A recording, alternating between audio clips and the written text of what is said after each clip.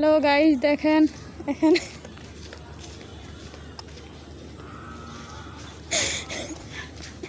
দেখেন আমার বান্ধবী বাড়িতে আসছি।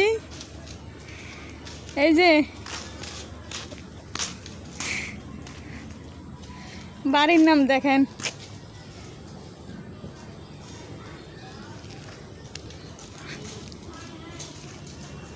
এই যে এটা বাড়ি আমার বান্ধবীর।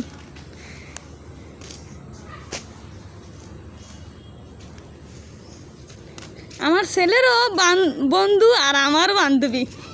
আসলে ওর বন্ধুকে জিজ্ঞেসে না আসলে। আচ্ছা, তোমার পুকুরের ঘাট কই?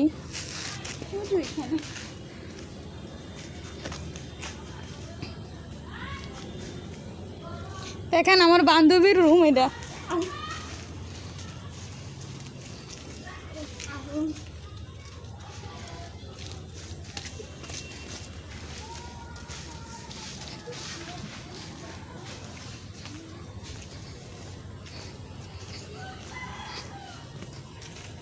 এই জন্য পুকুরের বেশি বেশি করে গোসল করবা পুকুরে।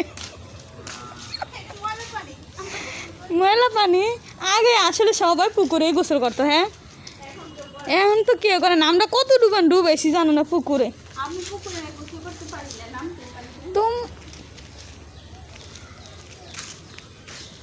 আসলে আমি চলে যাইতাছি গাইস। আসসালামু আলাইকুম, আল্লাহ হাফেজ।